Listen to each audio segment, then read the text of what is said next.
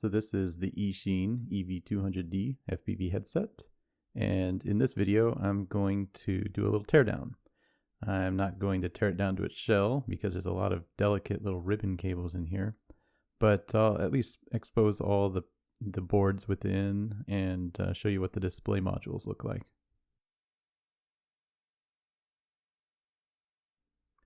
First you want to just pull off the faceplate here, just a little snap.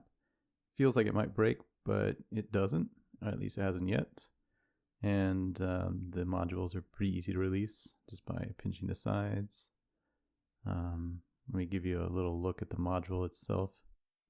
Now these are pretty unique in that they're diversity modules, but they don't have OLED screens. And I did try it on one of my Fat Sharks, but it didn't work. To get the faceplate off, you need to squeeze right at this spot and push the faceplate away.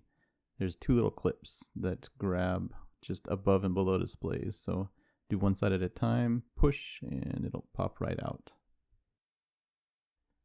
So to open up the shell, there are two screws, one on either side, and holding it together are three clips along the front and one in the back. You have to carefully pry it open, but first it'd be a good idea to pull the head strap off. Now here's the scary part. I wasn't sure how to open this up, but it did snap right open. Unfortunately, one of the clips did break, so I'm not sure how to avoid that. At least it didn't affect the structure of the unit. It went back together just fine afterward. One thing I noticed right away is the wire to the fan on top is soldered directly to the board, and one of the solder leads was a little weak. So something to keep in mind in case your fan isn't working properly. The main board is held in by 4 screws right along the top here. Pretty simple to remove. And both of the receiver bay boards are slid into the frame. They slide right out, actually. Let's just take a minute to admire how densely packed this thing is. They use just about every millimeter of space.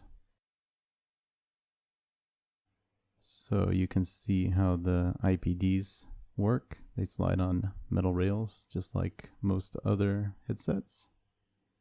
You can also see how the diopters are still connected to the displays.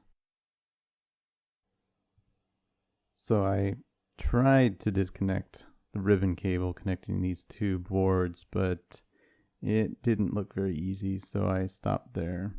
I was about to stop here, but it seemed like I could get the displays out, and it's actually not too bad. There are just 3 screws, this one here, and a couple more down lower. You can see them right down here. First one's there, and the other one is just below it.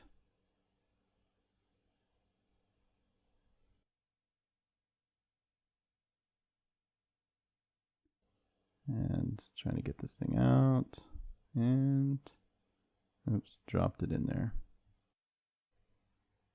Now the displays are loose, but something seems to be snagging them.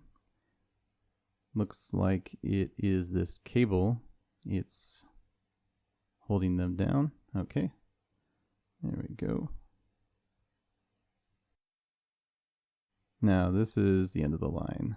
These displays are held in by really thin ribbon cables.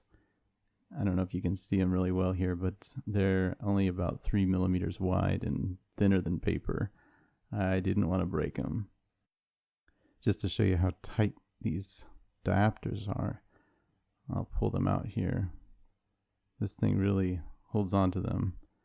They can be a little difficult to insert and even more difficult to remove, even with the displays removed from the unit.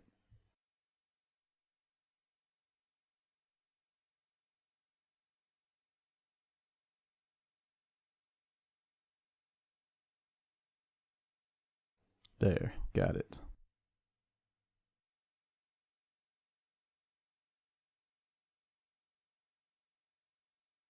And finally, we got the display driver board back here. There's a fan blowing directly on the main processor, so there's actually 2 fans inside this headset.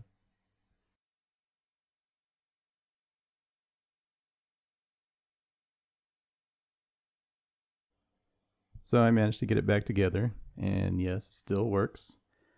This wasn't too difficult to take apart, but there's a lot of real fragile parts inside of here. A lot of ribbon cables, a lot of really thin ribbon cables, and the plastic snaps are pretty fragile. It's not the most serviceable headset, but I really have to hand it to Eachine for putting this thing together. It's quite a technical feat.